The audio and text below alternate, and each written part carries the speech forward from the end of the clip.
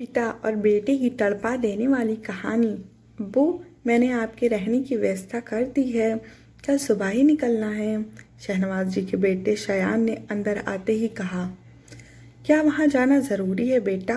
शहनवाज जी ने उदास होते हुए अपने बेटे से पूछा। अब्बू, बस 1 साल की तो बात है।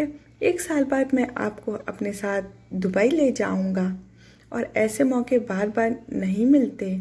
वहाँ पर जॉब भी अच्छी है और वेतन भी अच्छा मिलेगा। शयान अपने पिता का हाथ पकड़ते हुए कहा।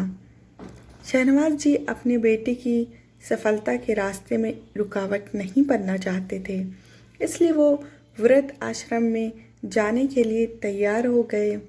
शहनवाज जी का अपने बेटे के अलावा इस दुनिया में और कोई नहीं था।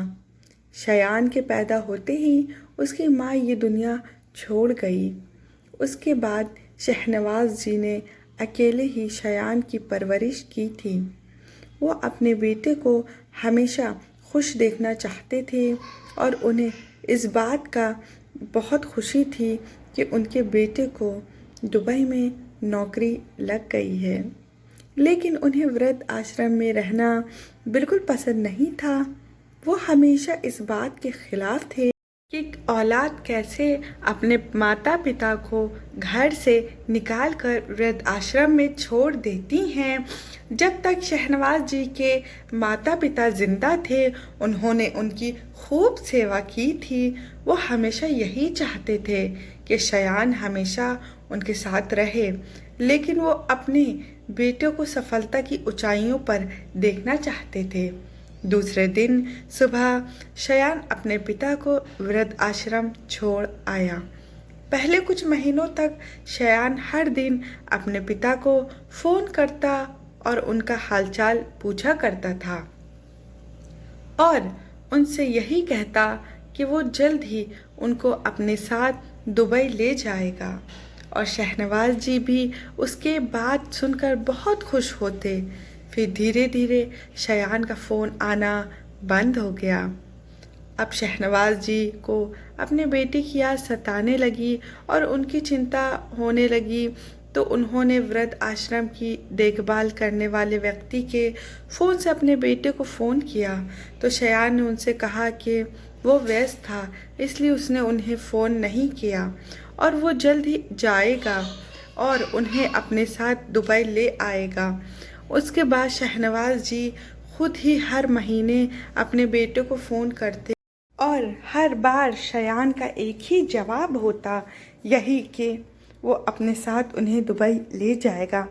वृद्ध आश्रम में रहने वाले दूसरे बुजुर्गों ने बातें बनाना शुरू कर दिया कि शयान ने बड़ी चालाकी से अपने पिता को वृद्ध आश्रम भेज दिया है। शयान वो अपने पिता से पीछा छुड़ाना चाहता था। दूसरे बुजुर्ग ने कहा, लेकिन भाई, अभी तक तो उसकी शादी भी नहीं हुई है, तो वो ऐसा कैसे कर सकता है? तो एक बुजुर्ग ने कहा, हो सकता है कि वो किसी लड़के के प्यार में हो और उस लड़की ने उसे ऐसा करने के लिए कहा हो। बुजुर्गों की बातें सुनकर शहनवाज जी उदास रहने लगे और अब तो उन्हें भी शक होने लगा कि कहीं शयान उनसे झूठ तो नहीं कह रहा। ऐसे ही शयान का इंतज़ार करते करते 5 साल गुजर गए और एक दिन दिल का दौरा पड़ने से शहनवाज जी की मृत्यु हो गई। वृद्ध आश्रम में रहने वाले दूसरे बुजुर्गों ने देखभाल करने वाले व्यक्ति से कहा, अब तो इनका देहांत भी हो गया है, अब तो इनके बेटे को फ़ोन करके बुलाओ ताकि इनका अंतिम संस्कार किया जा सके। ये सुनते ही वृद्ध आश्रम की देखभाल करने वाले व्यक्ति के आंखों में आंसू आ गए और वो कहने लगा कि मैं इनके बेटे को कहाँ से बुलाऊं, क्योंकि वो तो 5 साल पहले ही मर गया है। ये सुनते ही सब लोग चौंक गए और सब आश्चर्यचकित होकर उस व्यक्ति को देखने लगे और उस व्यक्ति से कहने लगे, ऐसा कैसे हो सकता है? शहनवाज भाई तो हर महीने अपने बेटे को फ़ोन किया करते थे, तो 5 साल पहले ही वो कैसे मर गया?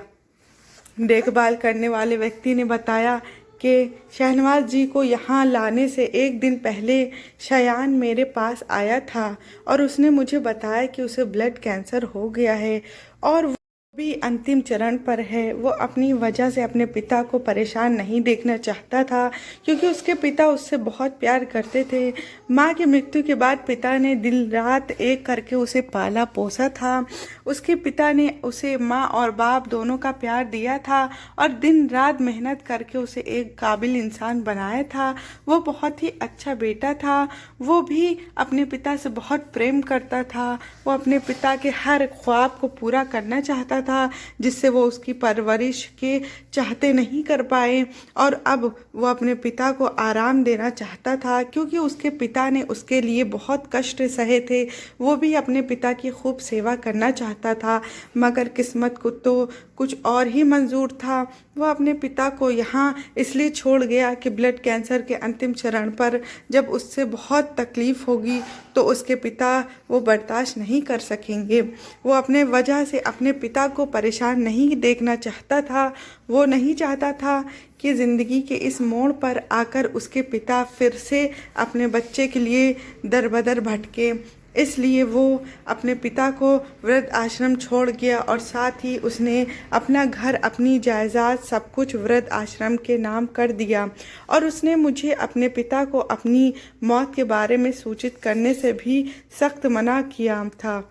जब वो मरने वाला था तो मैं उससे मिलने अस्पताल गया। वहाँ उसने मुझे अपना मोबाइल और साथ ही एक छोटा सा टेप रिकॉर्डर भी दिया, जिसमें उसने 2 बातें रिकॉर्ड की थी। एक ये कि मैं व्यस्त था इसलिए आपको फ़ोन नहीं कर पाया, और दूसरी, मैं जल्द ही आपको अपने साथ दुबई ले जाऊंगा। और उसने मुझे ये भी कहा था कि अगर मेरा फ़ोन नहीं आएगा तो मेरे पिताजी परेशान होंगे और आपसे कहेंगे तो आप उन्हें मुझे फ़ोन लगा कर दिएगा और उन्हें ये रिकॉर्डिंग सुना दिएगा, ताकि उन्हें इस बात की तसल्ली रहे कि उनका बेटा सही सलामत है। और साथ ही उन्हें ये उम्मीद भी रहेगी कि एक दिन मैं उन्हें लेने ज़रूर आऊँगा। मैं जानता हूँ कि वो दिन कभी नहीं आएगा, लेकिन मैं हमेशा अपने पिताजी को खुश देखना चाहता हूँ, जिस तरह वो मुझे खुश देखना चाहते थे। मेरे पिताजी का ख्याल रखिएगा, उन्हें किसी भी चीज़ की कमी नहीं होने देना। इसके बाद वो बेचारा इस दुनिया से चला गया और आज उसके पिता भी ये दुनिया छोड़ गए। ये कहते हुए वो व्यक्ति दहाड़े मार कर रोने लगा, और ये सुनकर वहाँ खड़े हर व्यक्ति अपने आंसुओं को रोक नहीं पाए, क्योंकि उन्होंने बेचारे शयान को गलत समझा था। इस घटना के बाद और अपने पिता के प्रति बेटे का ये प्रेम देखकर बहुत से बेटे अपने माता पिता को वृद्ध आश्रम से अपने घर वापस ले गए। मेरे प्यारे दोस्तों, इस कहानी से आपकी राय क्या राय है कमेंट बॉक्स में बताएं अपना और अपने बड़ों का ख्याल रखें। फिर मिलते हैं नेक्स्ट वीडियो में, तब तक के लिए बाय बाय।